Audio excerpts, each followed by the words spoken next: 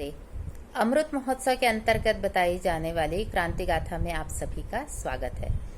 आज हम सुनेंगे क्रांतिकारियों द्वारा किस प्रकार सहारनपुर से लखनऊ जाने वाली ट्रेन का सरकारी खजाना लूटने की योजना बनाई और उसमें सफल भी हुए।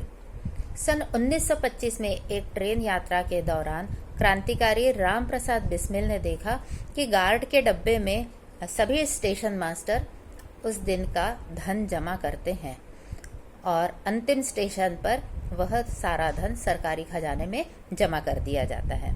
इसी के अनुसार सहारनपुर से लखनऊ जाने वाली ट्रेन को लूटने की योजना बनाई गई। रेलवे टाइम टेबल देखकर 9 अगस्त का दिन तय किया गया। जब ट्रेन शाहजहांपुर स्टेशन पर पहुंची तो 7 क्रांतिकारी तीसरे दर्जे के डब्बे में चढ़ गए और अलग अलग स्थानों पर जाकर बैठ गए। इन क्रांतिकारियों में थे चंद्रशेखर आजाद, राम प्रसाद बिस्मिल, मनमथनाथ गुप्त, बनवारी लाल, मुकुंदी लाल, केशव चक्रवर्ती और मुरारी लाल। लखनऊ के पूर्व काकोरी नाम के स्टेशन पर 3 और क्रांतिकारी शचीन्द्र नाथ, राजेंद्र लाहिड़ी और अशफाक उल्ला खां ट्रेन में चढ़े। काकोरी प्लेटफॉर्म छोड़कर थोड़े ही आगे ट्रेन बढ़ी थी कि ये तीनों हल्ला मचाने लगे कि हमारा जेवरों का डब्बा तो प्लेटफॉर्म पर ही छूट गया है, और उनमें से एक ने ट्रेन की चेन खींच दी।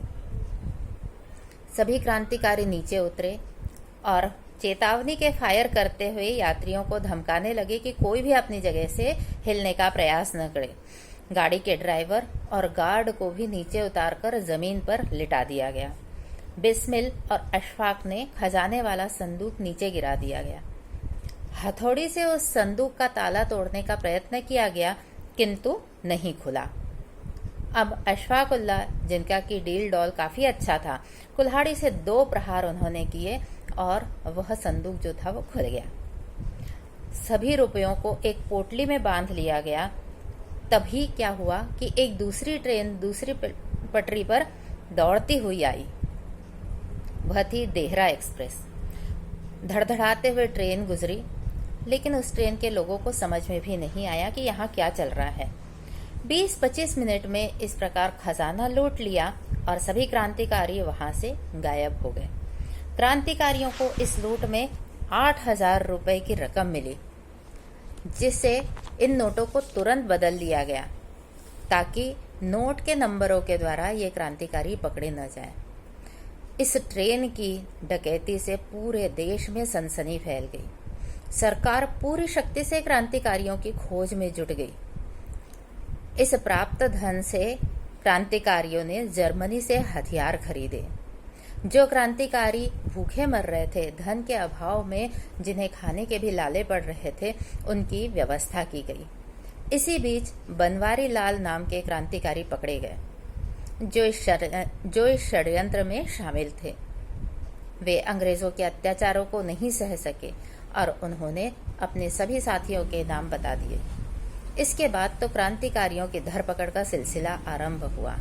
लगभग 40 क्रांतिकारियों को पकड़ा गया, किंतु उनमें से 25 पर काकोरी षड्यंत्र के नाम से मुकदमा चलाया गया।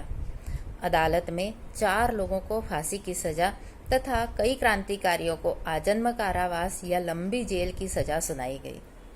फैसला सुनकर सभी क्रांतिकारी वंदे मातरम और भारत माता की जय घोष करने लगे तथा वापसी के पूरे रास्ते में राम प्रसाद बिस्मिल जी का गीत सरफरोशी की तमन्ना अब हमारे दिल में है गाते रहे। धन्य है वे क्रांतिकारी जिन्होंने अपने देश को स्वतंत्र कराने के लिए अपने प्राणों की बाजी लगा दी। हम उन्हें विनम्र श्रद्धांजलि समर्पित करते हैं।